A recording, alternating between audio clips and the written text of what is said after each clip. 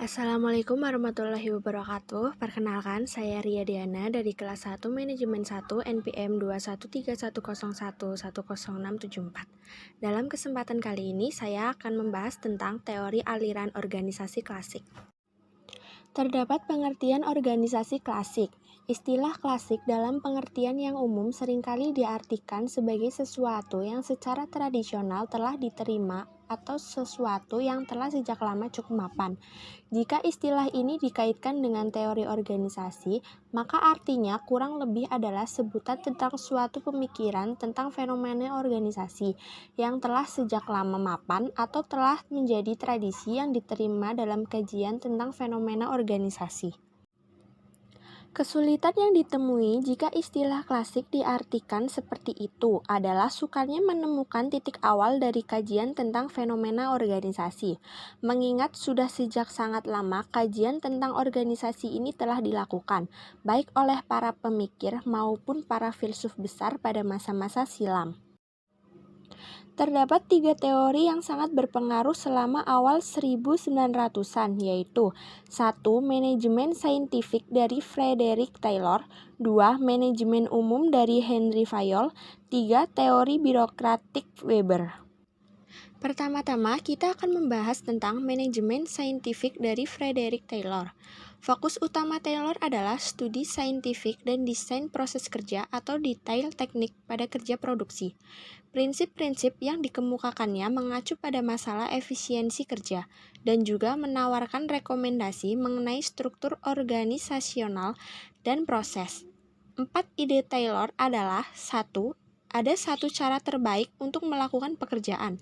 Contohnya, studi waktu dan gerakan dapat mempersingkat langkah dan jumlah waktu yang dibutuhkan untuk mengerjakan tugas dengan efisien. 2. Personil harus diseleksi secara saintifik. 3.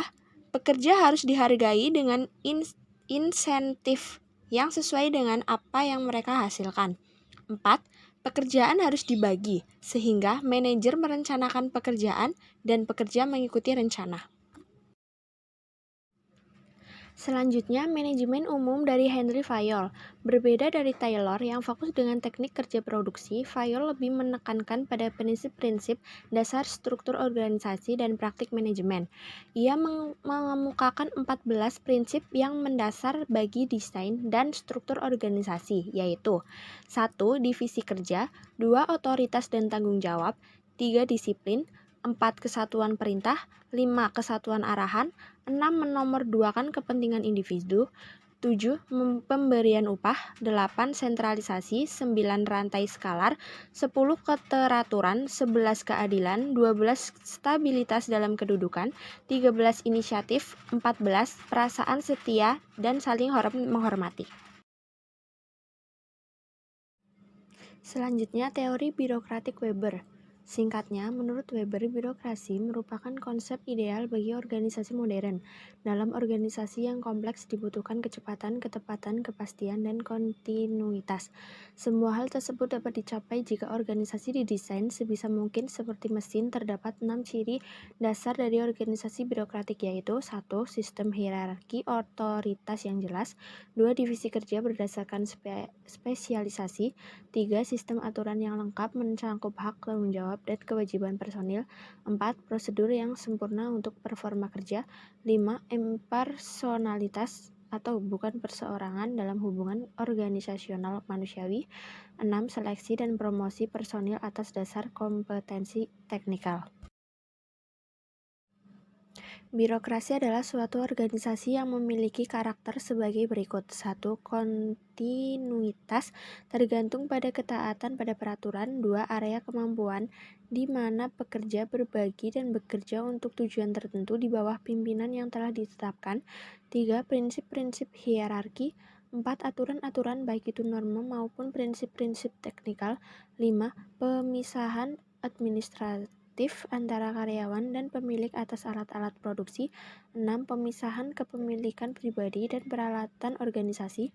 7. Sumber daya bebas dari kontrol luar.